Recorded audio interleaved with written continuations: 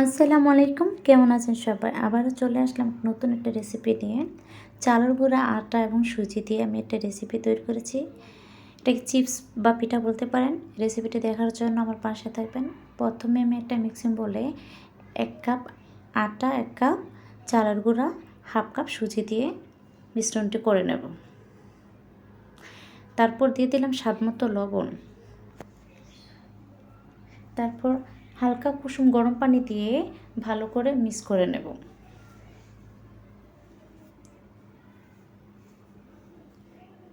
ভালো করে মিক্স করে আমি পাতলা একটা ব্যাটার তৈরি করব।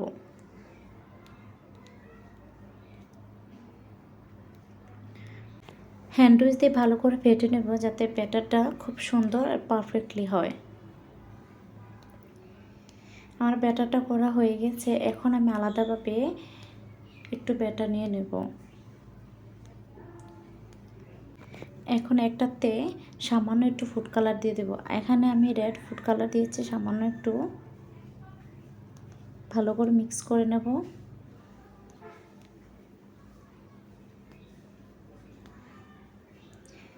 আর আমি আলাদা যে উঠিয়ে রেখেছিলাম ব্যাটারটা, সেই ব্যাটারে আমি একটু কালিয়া জিরা দেব। এটাতে আমি কোনো ফুড কালার ইউজ করব না। ভালো করে মিক্স করা হয়ে গেলে এখন আমি একটা স্টিলের প্লেট নেব। তারপর সামান্য একটু তেল দিয়ে আমি ভালো করে মেখে নেব। তারপর অল্প অল্প করে একটু ব্যাটার দিয়ে দেব। এখন ঘুরিয়ে আমি প্লেটে সম্পূর্ণ ব্যাটারটা লাগিয়ে নেব। চুলাতে একটা পাতিল বসে দিয়েছি, পর্যাপ্ত পানি আমি ফুটিয়ে গরম করে নিয়েছি।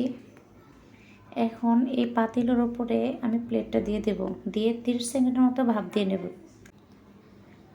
30 সেকেন্ড ভাপ দিলে হবে, বেশি সময় লাগবে না।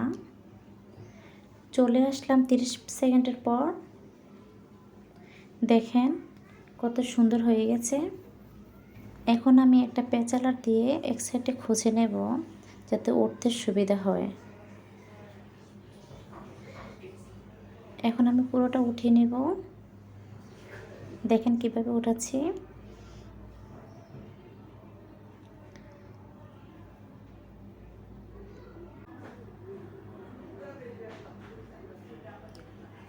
এখন আমি ডিজাইনগুলো করে নেব।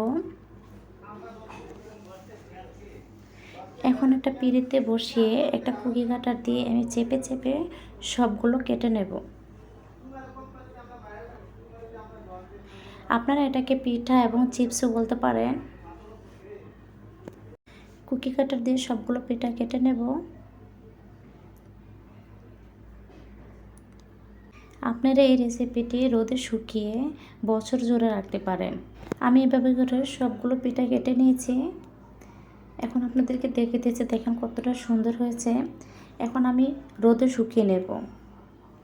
দেখেন রোদে শুকানোর পর দেখেন দেখতে কতটা সুন্দর দেখাচ্ছে। আপনারা এভাবে রেসিপিটি বানিয়ে বছর জুড়ে সংরক্ষণ করে রাখতে পারেন। এখন আমি ভেজে দেখাবো। প্রথমে চুলায় একটা পাতিল বসে পরিমাণ তেল দিয়ে গরম করে নিয়েছি। আর এই দেখেন দিতে দিতে কত সুন্দর ফুলে উঠেছে। সবগুলো পিঠা ভেজে আমি আপনাদেরকে দেখাবো। মাশাআল্লাহ, দেখতে কতটা সুন্দর হয়েছে। আপনাদের যদি এই রেসিপিটা ভালো লেগে থাকে তাহলে কমেন্ট করে জানাবেন। আর নতুন নতুন রেসিপি নিয়ে চলে আসব। ভালো থাকবেন সবাই। আল্লাহ হাফেজ।